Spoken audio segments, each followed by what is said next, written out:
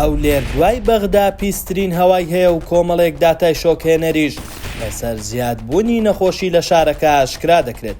پسپۆڕێکی بواری نەوت و کاریگەریەکانی ئاماژە بەوە دەکات کە هەوای پارێزگای هەولێر دووەم پیسترین شارە لە دوای بەغدا لەسەر ئاستی عێراق.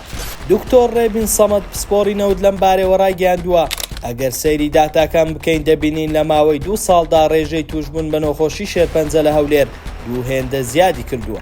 بە جۆرێک لە ساڵی 2022 لە ڕۆژێکدا 8 کەس بە توشبوون بە شێرپەنجە لە نەخۆشخانەی نانەکەلی تایبەت بە نەخۆشی شێرپەنجە تۆمار کراوە.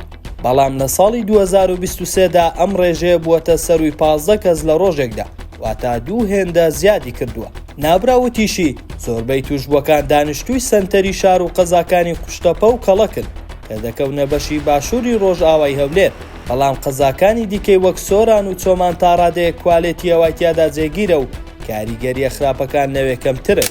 دکتۆر ڕێبین سەمەد وتیشی تێکچوونی کوالێتی هەوا کاریگەری ڕاستەوخۆی هەیە لەسەر بەرزکردنەوەی ڕێژەی تۆمارکردنی شێرپەنجە لە پارێزگای هەولێر بە تایبەتی لە سەنتەری شار. هەر بۆیش پاڵاوگە و کارگەکان ئەوانەی پابەند نین بە کۆت و بەند و ژینگەیەکانەوە ئەوە کارەساتی گەورەیان دروست کردووە و کاریگەری گەورەی درێژخایانیان هەیە لەسەر نەخۆشیە جۆراوجۆرەکانەوە وەک شێرپەنجە و نەخۆشی دڵ. جێی باسا ئەو توشبوانەی شێرپەنجە کە لە ساڵی 2023 لە هەرێمی کوردستان تۆمار کراون 155یان لە هەولێرن کە بریتیە لە 5456 کەس، واتە ڕۆژانە 15 توشبووی نوێ تۆمار کراون. پسپۆڕانیش هۆشداری دەدەن دۆخەکە بەم شێوەیە بەردەوام بێت لە داهاتوو و هەڕەشەکان زیاتر دەبێت.